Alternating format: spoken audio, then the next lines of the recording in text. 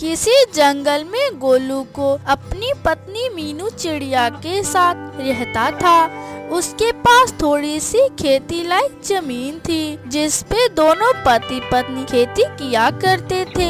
कुछ समय पर मीनू को एक बेटा होता है जिसका नाम उसने लल्लू रखा था। समय बीतने लगा। एक बार गोलू ने अपने खेतों में जाकर खाद डाला।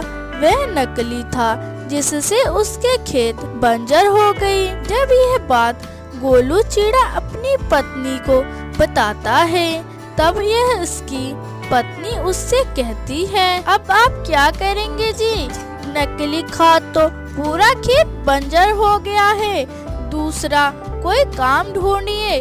कब तक ऐसा चलेगा? दोस्तों, अगर आपको मेरी वीडियो पसंद आई हो तो प्लीज आप लोग मेरे चैनल को लाइक सब्सक्राइब जरूर से कीजिए। हाँ लीला, मैं कल ही शहर जाकर काम की तलाश करूँगा, तुम फिक्र मत करो। अगले दिन गोलू चिड़ा काम की तलाश में शहर चला जाता है। अगर मेरे लिए कोई काम है तो बताओ, मुझे काम की बहुत जरूरत है। तू क्या काम करेगा?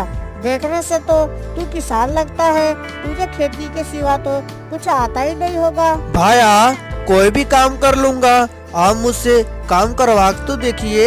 जा भाई जा, क्यों मेरा दिमाग खराब कर रहा है? तेरे लिए मेरे पास कोई सा भी काम नहीं है।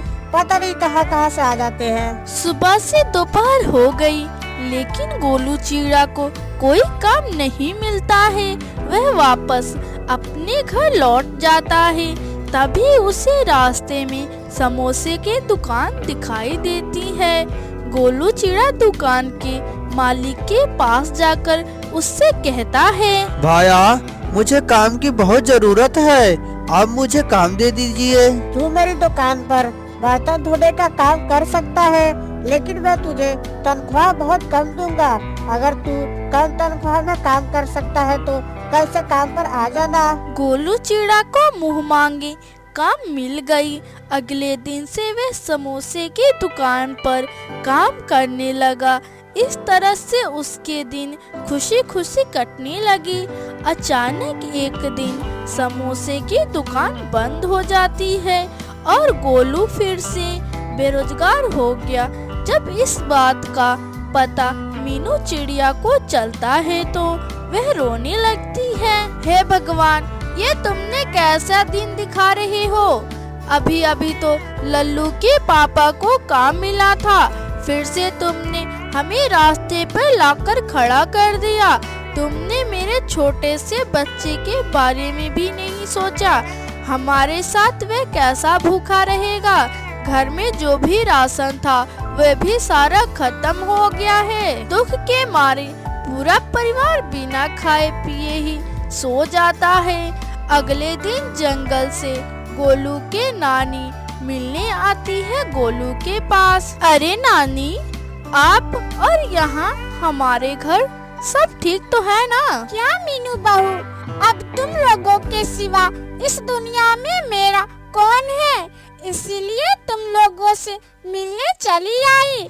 बूढ़ी हो गई हूँ, अब तो खेती बाड़ी का काम भी मुझसे नहीं होता है। और बता गोलू बेटा, आजकल तू क्या कर रहा है? क्या बताओ नानी, खेत तो मेरे बंजर हो गए हैं। अब घर पर बैठा हूँ, कहाँ जाऊँ, क्या करूँ, कुछ समझ में नहीं आ रहा है। अरे, तुझे कहीं जाने की जरूरत नहीं है। तू अपने पूरे परिवार के साथ चल मेरे घर। वहाँ चल के मेरे खेतों में तू नमकीन की खेती करना। आजकल बाजार में नमकीन की बहुत ही डिमांड है। मेरा क्या है, आज हूँ कल नहीं रहूँगी। मरने से पहले मैं अपनी सारी जमीन जायदाद तुझे सौंपना चाहती हूँ।